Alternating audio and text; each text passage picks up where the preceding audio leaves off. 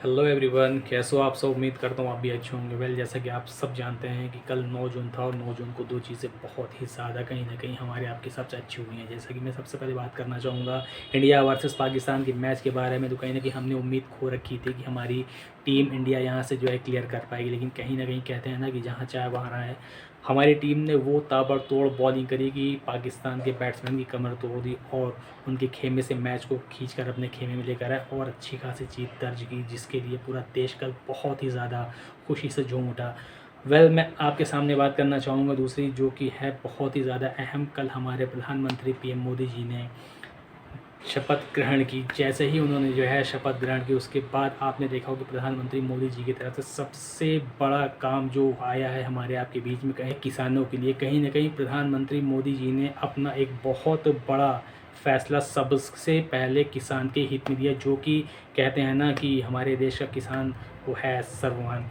कहीं ना कहीं मोदी जी को ये चीज़ें क्यों याद आई, या मोदी जी ने इतना बड़ा फैसला और सबसे पहले किसानों के बारे में क्यों सोचा, इन सब पे आप सबको पता होगा कि ऐसा क्यों हुआ। क्योंकि जब हमारे देश के किसान प्रोटेस्ट कर रहे थे दिल्ली में, न जाने कितने किसानों ने जो है अपनी जान गंवा बैठी इस प्रोटेस्ट में। बहुत सी प्रताड़ना भी सही हमारे किसानों ने, उनके ऊपर बहुत सारे एलिगेंस भी लगाए। खालिस्तानी पाकिस्तानी 200 रुपये लेकर बैठे, 500 रुपये लेकर बैठे हैं। और ये तो जो है धनवान किसान, इनको प्रोटेस्ट करने की ज़रूरत क्या है। ये लोग दूसरी पार्टी से शामिल होकर यहाँ पर प्रोटेस्ट करें सरकार को कहीं ना कहीं वीक करने के लिए। तो ऐसी बहुत सारी चीज़ें किसानों के लिए बोली गई थी और उसका पूरा ज़ोर शोर जो है गोदी मीडिया ने भी लगा रखा। उनके अंदर ज़रा से भी दया नहीं थी कि हमारे ही देश के किसान हैं, ये कोई बाहरी नहीं है। लेकिन उनके अगेंस्ट में ऐसी ऐसी बातें बोली जा रही थी। कहीं ना कहीं देश जो है शर्मसार हो रहा था और क्या मैसेज जा रहा था दूसरे देश में, वो मुझे आपको ज़्यादा बताने की ज़रूरत नहीं है।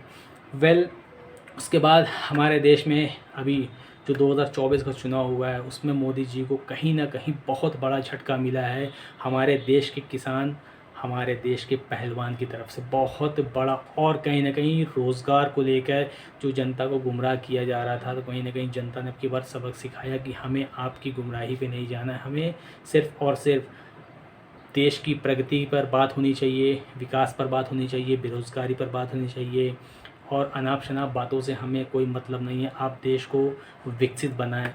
तो वही सब चीज़ों को लेकर कहीं ना कहीं मोदी जी को इस बार जनता ने अच्छा खासा एक सबक सिखाया। ये यूँ कह लें कि बहुत बड़े लेवल से इनकी आंखें खोल दी, जो कि मोदी जी को सबसे पहले तीसरी बार प्रधानमंत्री बनने के बाद याद आई, तो वो सबसे कहीं ना कहीं रिलीज़ करें हैं। तो ये ऐसा क्यों हुआ दोस्तों, इसकी पूरी डिटेल जानने के लिए आपके सामने मैं पेश करता हूँ ये वीडियो। पहले आप ये वीडियो देखिए, उसके बाद मैं आपसे बात करता हूँ। चलते ही किसान हित में फैसला लिया गया है। सबसे पहले प्रधानमंत्री नरेंद्र मोदी के द्वारा किसान सम्मान निधि की किस्त जारी कर दी गई है।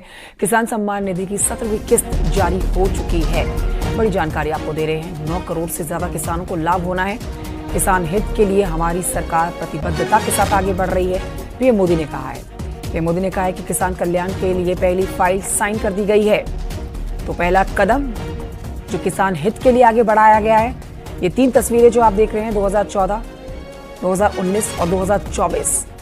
2024 मोदी 3.0 का आगाज हुआ है और सबसे पहले जो कदम उठाया गया है, जो कार्य हित जो किसानों के कार्य हित में कदम उठाते हुए किया गया है, वो पहली किस्त जारी कर दी गई है। पदभार संभालते ही किसान सम्मान निधि की ये किस्त जारी कर दी गई है। 17वीं किस्त है जिसको जारी किया गया है। पवन गौड़ और जानकारी देंगे, फोन लाइन पर मौजूद है।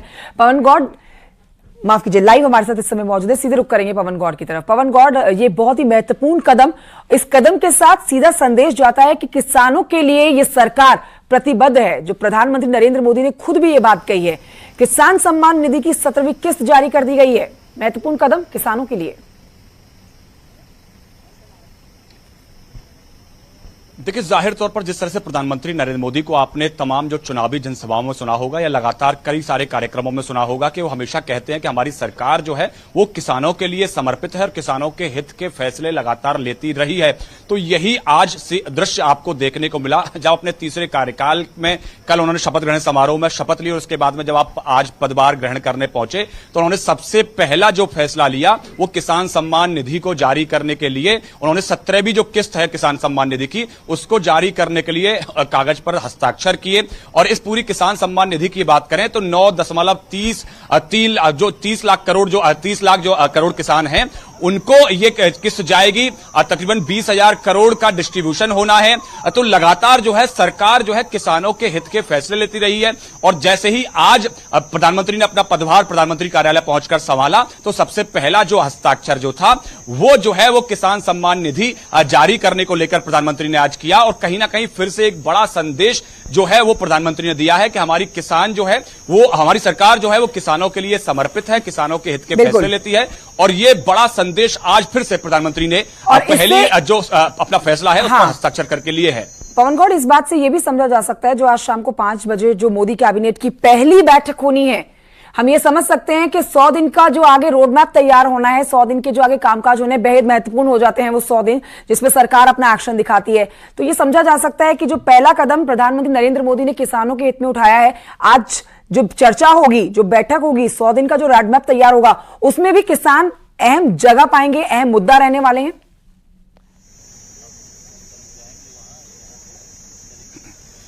देखिए, अगर आप बीजेपी का चुनाव प्रचार देखें तो उन्होंने जो है वो ज्ञान के फॉर्मूले पर काम किया था। ज्ञान की लगातार चर्चा करते थे। जी फॉर गरीब, वाई फॉर युवा, ए फॉर अन्नदाता और एन फॉर नारी शक्ति। तो ऐसे में अगर क्योंकि प्रधानमंत्री नरेंद्र मोदी का जो पूरा कॉन्सेप्ट है ज्ञान का, उसमें अन्नदाता की बहुत महत्वपूर्ण भूमिका है।